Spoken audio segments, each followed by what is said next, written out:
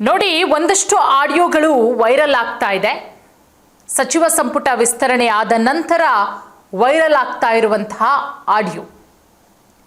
ಬಿಜೆಪಿಯಿಂದ ಆಡಿಯೋ ಬಿಡುಗಡೆ ಕೂಡ ಆಗಿದೆ. ಸಚಿವ ಸ್ಥಾನಕ್ಕೋಸ್ಕರ ಕೋಟಿ ಕೋಟಿ ಹರಾಜಾಗಿದೆ ಸಚಿವ ಸ್ಥಾನ. ಇದಕ್ಕೆ ಸಂಬಂಧಪಟ್ಟಂತಹ ಆಡಿಯೋವನ್ನ ಕೂಡ ಬಿಜೆಪಿ ರಿಲೀಸ್ ಮಾಡಿದೆ, ಬಿಡುಗಡೆ ಮಾಡಿದೆ. ರಾಜ್ಯ ರಾಜಕಾರಣದಲ್ಲಿ ತೀವ್ರ ಸಂಚಲನ.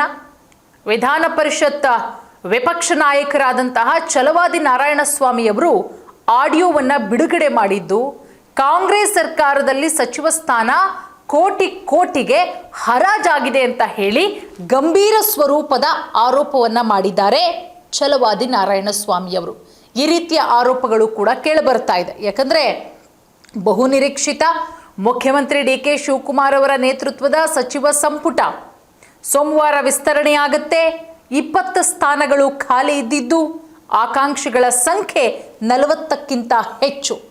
ಆ 20 ಸ್ಥಾನದಲ್ಲಿ 19 ಕಾಂಗ್ರೆಸ್ ಶಾಸಕರು ನೂತನ ಸಚಿವರಾಗಿ ಪ್ರಮಾಣ ವಚನವನ್ನ ಸ್ವೀಕಾರ ಮಾಡಿದ್ದಾರೆ. ಆದರೆ ಖಾತೆ ಹಂಚಿಕೆಯಾಗಿಲ್ಲ, ಇಂಥವರಿಗೆ ಇಂಥ ಖಾತೆ ಅಂತ. ಇನ್ನು ಉಳಿದಿರೋದು ಕೇವಲ 1 ಸ್ಥಾನ, ಅದು ಮಹಿಳೆಯರಿಗೆ ಕೊಡಲಾಗುತ್ತೆ. ಯಾರಿಗೆ ಅನ್ನೋದು, ಯಾಕಂದ್ರೆ ಒಂದೇ ಒಂದು ಸ್ಥಾನ ಖಾಲಿ ಇರೋದು ಮಹಿಳಾ ಮಣಿಯರು, ಶಾಸಕಿಯರು, ಅದರ ಜೊತೆಗೆ MLCಗಳು ಸೇರಿದಂತೆ 5-6 ಮಂದಿ ರೇಸಲ್ಲಿ ಇದ್ದಾರೆ. ಇದೆಲ್ಲದರ ನಡುವೆ ಆಡಿಯೋ ಬಿಡುಗಡೆಯಾಗಿರೋದು ಕೂಡ ಸಾಕಷ್ಟು ಚರ್ಚೆಗಳನ್ನ ಉಂಟು ಮಾಡ್ತಾ ಇದೆ. 19 ಕಾಂಗ್ರೆಸ್ ಶಾಸಕರು ನೂತನ ಸಚಿವರಾಗಿ ಪ್ರಮಾಣ ವಚನ ಸ್ವೀಕಾರ ಮಾಡಿದ್ದಾರೆ. ಇದೆಲ್ಲದರ ನಡುವೆ ಆಡಿಯೋ ಸಚಿವ ಸಂಪುಟ ವಿಸ್ತರಣೆಯ ಬೆನ್ನಲ್ಲೇ ಸಂಪುಟ ವಿಸ್ತರಣೆ ಹಾಗೆ ಪೇಮೆಂಟ್ ಸೀಟ್ ಹಂಚಿಕೆ ಕುರಿತು ಶಾಸಕ RB ತಿಮ್ಮಾಪುರ ಹಾಗೆ ಜಿಲ್ಲಾಧ್ಯಕ್ಷರಾದಂತಹ SG ನಂಜಯ್ಯನಮಠ ಅವರದ್ದು ಎನ್ನಲಾದಂತಹ ಆಡಿಯೋ ಸಂಭಾಷಣೆ ಈಗ ಸಿಕ್ಕಾಪಟ್ಟೆ ವೈರಲ್ ಆಗ್ತಾ ಇದೆ. SG ನಂಜಯ್ಯಮಠ, ಅದರ ಜೊತೆಗೆ RB Timmapur. But RB Timmapur ಅವರು ಈ ಆಡಿಯೋ ನಂದಲ್ಲ ಅಂತ ಹೇಳಿ ಅಲ್ಲಗಳೆದಿದ್ದಾರೆ. ಅದಕ್ಕೆ ಸ್ಪಷ್ಟನೆ ಕೊಡುವಂತಹ ಕೆಲಸ ಕೂಡ ಮಾಡಿದ್ದಾರೆ. ಮತ್ತೊಂದು ಕಡೆ ವಿಧಾನ ಪರಿಷತ್ ವಿಪಕ್ಷ ನಾಯಕರಾದಂತಹ ಛಲವಾದಿ ನಾರಾಯಣಸ್ವಾಮಿ ಅವರು ಆಡಿಯೋ ಬಿಡುಗಡೆ ಮಾಡಿದ್ದಾರೆ. ಕಾಂಗ್ರೆಸ್ ಸರ್ಕಾರದಲ್ಲಿ ಸಚಿವ ಸ್ಥಾನ ಬೇಕು ಅಂತ ಹೇಳಿದ್ರೆ ಕೋಟಿ ಕೋಟಿಗೆ ಸಚಿವ ಸ್ಥಾನ ಹರಾಜಾಗತ್ತೆ ನೋಡಿ, ಅದಕ್ಕೆ ಸಂಬಂಧಪಟ್ಟಂತಹ ಆಡಿಯೋ ಇದೆ ಅಂತ ಹೇಳಿ ಗಂಭೀರ ಸ್ವರೂಪದ ಆರೋಪವನ್ನ ಕೂಡ ಮಾಡಿದ್ದಾರೆ.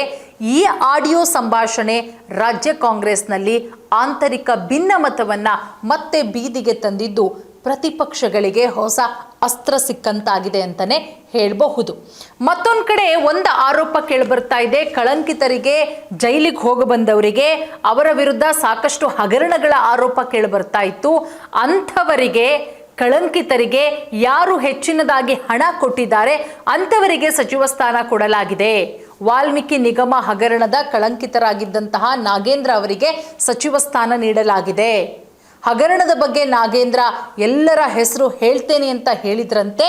ಹೀಗಾಗಿ ನಾಗೇಂದ್ರ ಅವರನ್ನ ಸಚಿವರನ್ನಾಗಿ ಮಾಡಲಾಗಿದೆ ಅಂತ ಹೇಳಿ ವಿಜಯೇಂದ್ರ ಅವರು ಕೂಡ ವಾಗ್ದಾಳಿ ನಡೆಸ್ತಾರೆ.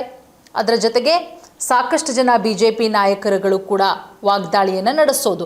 ಇನ್ನೊಬ್ರು ನನ್ನ ಮರ್ಯಾದೆ ಪ್ರಶ್ನೆ ಅಂತ ಹೇಳಿಬಿಟ್ಟು ಹೆಚ್ಚು ಹಣ ಕೊಟ್ಟಿದ್ದಾರಂತೆ. ಹೆಚ್ಚು ಹಣ ನೀಡಿದವರಿಗೆ ಸಚಿವ ಸ್ಥಾನ ನೀಡಲಾಗಿದೆ.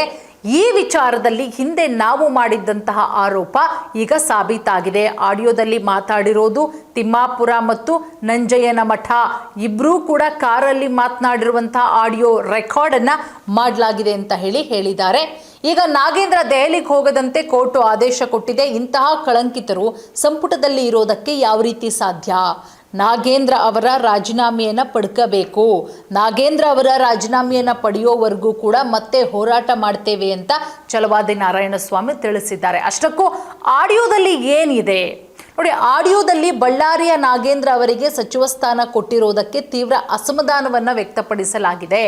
ನಾಗೇಂದ್ರ ಅವರ ಮೇಲೆ ಕೇಸ್ ಇದ್ರೂ ಕೂಡ, ಅವರು ಪರಪ್ಪನ ಅಗ್ರಹಾರ ಜೈಲಿಗೆ ಹೋಗಿ ಬಂದರೂ ಕೂಡ, ಸಿದ್ದರಾಮಯ್ಯನವರ ಸಂಪುಟದಲ್ಲಿ ನಾಗೇಂದ್ರ ಅವರು ಜೈಲಿಗೆ ಹೋಗ್ತಾರೆ. ವಾಲ್ಮೀಕಿ ನಿಗಮದ ಹಗರಣಕ್ಕೆ ಸಂಬಂಧಪಟ್ಟಂತೆ ಅವರಿನ್ನೇನು ದೋಷ ಮುಕ್ತರಾಗಿಲ್ಲ.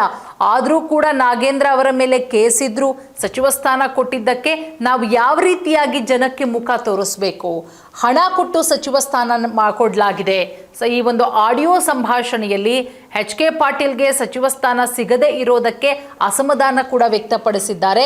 ಉತ್ತರ ಕರ್ನಾಟಕ ಪ್ರದೇಶದಲ್ಲಿ ಪಕ್ಷ ಸಂಘಟನೆ ಮಾಡಿದ್ದೀರಿ, ನಿಮಗೆ ಸಚಿವ ಸ್ಥಾನ ನೀಡಬೇಕಿತ್ತು ಅಂತ RB ತಿಮ್ಮಾಪುರ ಅವರನ್ನ ಉಲ್ಲೇಖಿಸಿ ಕೂಡ ಹೇಳಲಾಗಿದೆ. ಸೊ ಕಾಂಗ್ರೆಸ್ ಪಕ್ಷದ ವಿರುದ್ಧವೇ ಕಾಂಗ್ರೆಸ್ನ ಮುಖಂಡರುಗಳೇ, ನಾಯಕರುಗಳೇ ಅಸಮಾಧಾನವನ್ನ ಹೊರಹಾಕಿದ್ದಾರೆ. ಆಡಿಯೋ ಸಾಮಾಜಿಕ ಜಾಲತಾಣದಲ್ಲಿ ಸಿಕ್ಕಾಪಟ್ಟೆ ವೈರಲ್ ಆಗ್ತಾ ಇದೆ, ಸಾರ್ವಜನಿಕ ಚರ್ಚೆಗೂ ಕೂಡ ಕಾರಣ ಆಗಿದೆ. ಸೊ ಮುಂದಿನ ದಿನಗಳಲ್ಲಿ ಈ ಆಡಿಯೋ ಎಲ್ಲಿಗೆ ಹೋಗಿ ಮುಟ್ಟುತ್ತೆ? ಈಗ ಆಲ್ರೆಡಿ ನಮಗೆ ಸಚಿವ ಸ್ಥಾನ ಬೇಕು ಅಂತ ಹೇಳಿ ಆಕಾಂಕ್ಷಿಗಳು ಕಾದಿದ್ದೇ ಬಂತು. ಅವರಿಗೆ ಕೈ ತಪ್ಪಿರೋದು ಕೊತ ಅಂತ ಕುದೀತಾ ಇದೆ. ಒಂದಷ್ಟು ಜನ ಬಹಿರಂಗವಾಗಿ ಅಸಮಾಧಾನ ವ್ಯಕ್ತಪಡಿಸಿದ್ದಾರೆ. ಅವರನ್ನು ಸಮಾಧಾನ ಮಾಡುವ ಕೆಲಸವನ್ನು ಕೂಡ ಸುರ್ಜೇವಾಲಾ ಅವರು, BK ಹರಿಪ್ರಸಾದ್ ಅವರು, DK ಶಿವಕುಮಾರ್ ಅವರು, CM DK ಶಿವಕುಮಾರ್ ಅವರು ಮಾಡ್ತಾ ಇದ್ದರೂ ಕೂಡ ಮೇಲ್ನೋಟಕ್ಕೆ ತಣ್ಣಗಾಗಿದ್ದಾರೆ. ಬಟ್ ಒಳಗಡೆ ಕೆಂಡ ಹಾಗೆ ಹೊಗೆ ಆಡ್ತಾ ಇರೋ ಲಕ್ಷಣಗಳು ಕೂಡ ಕಾಣಿಸ್ತಾ ಇದೆ. ಇದು ಎಲ್ಲಿಗೆ ಹೋಗಿ ನಿಲ್ಲುತ್ತೆ? ಇದು ಕಾಂಗ್ರೆಸ್ ಪಕ್ಷಕ್ಕೆ ಮುಂದಿನ ದಿನದಲ್ಲಿ ಎಷ್ಟರ ಮಟ್ಟಿಗೆ ಡ್ಯಾಮೇಜ್ ಆಗಬಹುದು? ಕಾದು ನೋಡಬೇಕು.